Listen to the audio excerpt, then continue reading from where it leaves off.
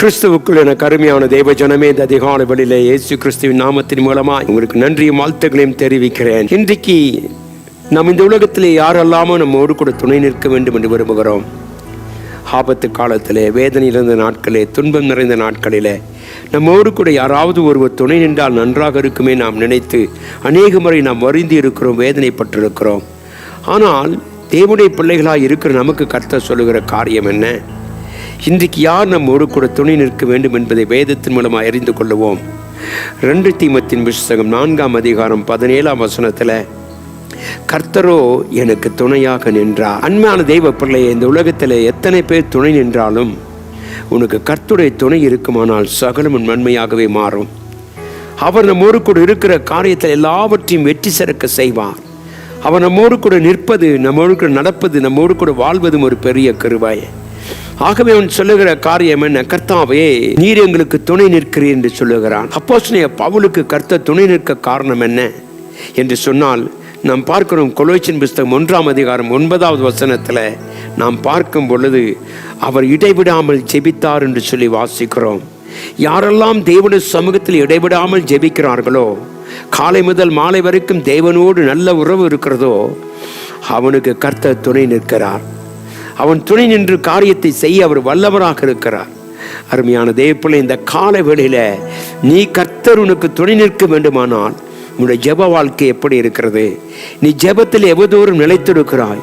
தேவனோடு கூட நின்று கர்த்தரோடு நின்கிற ஒரு அனுபவம் நமக்கு இருக்குமானால் தேவனை கனப்படுத்த அவர் போதுமானவராக இருக்கிறவர்.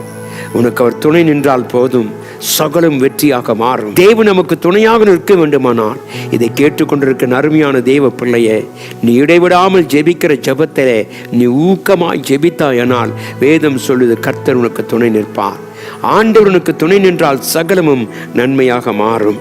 தேவனுடைய பிள்ளை, இரண்டாவதாய் கர்த்தர் அப்போஸ்தலனாகிய பவுலோடு கூட துணையாக இருக்க வேண்டுமானால் வேதம் சொல்லுது, அவன் கிறிஸ்துவுக்காக அனைத்தும் நஷ்டமாக எண்ணினான். கிறிஸ்துவுக்காக அனைத்தையும் நஷ்டமாக எண்ணினான். பிலிப்பியர் புத்தகம் 3ஆம் அதிகாரம் 7வது வசனத்தை வாசிக்கும் பொழுது, ஆகிலும் எனக்கு லாபமாய் இருந்தவைகள் எவைகளோ அவளை கிறிஸ்துவுக்காக நஷ்டம் என்று எண்ணினேன். அப்போஸ்தலனாகிய பவுலுக்கு அநேக காரியங்களை கர்த்தர் செய்திருந்தார். மேலே நாம் பார்த்தோமானால் அவன் சொல்லக்கூடிய காரியம் என்ன? மாம்சத்தின் மேல் நம்பிக்கை வைக்க வேண்டுமானால் நானும் வைக்கலாம். வேறொருவன் மாம்சத்தின் மேல் நம்பிக்கையா இருக்க நினைத்தானால் நான் அதிகமாக எப்படி செய்யலாம்? நான் 8ஆம் நாளிலே விருத்த சேதனம் அடைந்தவன். இஸ்ரவேல் வம்சத்தான், பென்யமீன் கோத்திரத்தான், எபிரேயில் பிறந்த எபிரேயன், நியாயப்பிரமாணத்தின்படி பரிசேயன், பக்தி வைராக்கியத்தின்படி சபையை துன்பப்படுத்தினவன், நியாயப்பிரமாணத்துக்குரிய நீதியின்படி குற்றம் சாட்டப்படாதவன். ஆகிலும் அவன் சொல்லுகிறான், எனக்கு லாபமாக இருந்தவைகள். மேலே எல்லாமே அவனுக்கு லாபமாக இருந்தது. கிறிஸ்துவை அறிவதற்கு முன்பாக அவனை குறித்து அவன் சொல்லக்கூடிய காரியம் அதுதான். எனக்கு அன்பான தேவ பிள்ளையை, கிறிஸ்துவை சந்திக்கும் வரை அவனுடைய வாழ்க்கையில் இப்படிப்பட்ட அனுபவங்கள் இருந்ததானால் அவன் சொல்லுகிறான், ஆகிலும் எனக்கு லாபமாய் இருந்தவைகள், இந்த உலகத்தில் எனக்கு லாபமாய் இருந்த எல்லாவற்றையும் கிறிஸ்துவுக்காக நான் நஷ்டமும் குப்பையுமாக எண்ணினேன். எனக்கு அன்பான தேவ பிள்ளை, இந்த உலகத்தில் எத்தனை பெரிய ஐஸ்வர்யம் ஆசீர்வாதம் இருந்தாலும் அது உன்னை விட்டு கடந்து போய்விடும். ஆனால் கிறிஸ்துவுக்காக படுகிற பாடுகள் தான் உன்னை நிலைத்திருக்கும் என்று சொல்லி வாசிக்கிறோம். என அன்பான தேவ பிள்ளை, இந்த காலை வேளையில இந்த தேவனாய கர்த்தனை அறிந்திருக்கிறாயா? வேதம் சொல்லுகிற பிரகாரமாக அவன் கிறிஸ்துவுக்காக எல்லாவற்றையும் விட்டான் என்று சொல்லி வாசிக்கிறோம். என அன்பான தேவ ஜனமே, என்னுடைய வாழ்க்கையில் எதெல்லாம் நீ மேன்மையாக வைத்துக் கொண்டிருக்கிறாய்? இந்த காலையில பணமா, பொருளா, சொத்தா, சுகமா, அழகா, இந்த உலகத்திலே பெற்றுக்கொண்ட எதுவுமே தேவராஜ்யத்தை சுதந்திரிப்பதில்லை. ஆனால் கிறிஸ்துவுக்காக நீ செய்கிற காரியங்கள், நீ கிறிஸ்துவுக்காக படுகிற பாடுகள் இன்றைக்கு நம்முடைய வாழ்க்கையிலே மாற்றத்தை கொண்டு வருவதை குறித்து வாசிக்கிறோம். இன்றைக்கு சொல்லுவோம், கர்த்தாவே, உமக்காக நான் எல்லாவற்றையும் நஷ்டமும் குப்பையுமாக எண்ணுகிறேன். அப்படிப்பட்ட ஒரு அனுபவம் உனக்கு நீ இன்னைக்கு இருக்குமானால் கர்த்தராகிய ஆண்டவர் உன்னை ஆசீர்வதித்து உண்மையை மேன்மைப்படுத்த அவர் வல்லவராக இருக்கிறார்.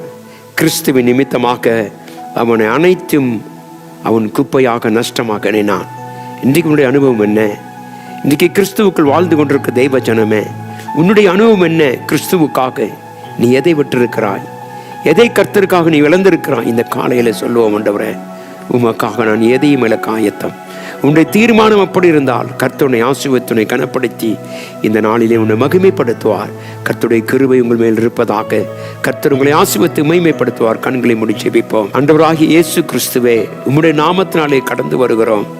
இந்த கிருபையும் இரக்கத்தையும் எங்களுக்கு கொடுத்ததுக்காக உமக்கு நன்றி.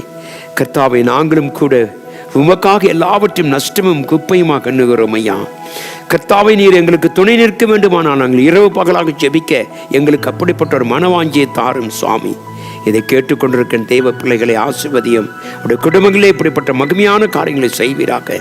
ஆசீர்வதியும், மகிமைப்படுத்தும், பாதுகாத்தலும் தேவனுடைய கரம் இருக்கட்டும். இயேசுவின் நாமத்தில் ஜெபிக்கிறேன் என்பின் நல்ல பிதாவே, ஆமென்.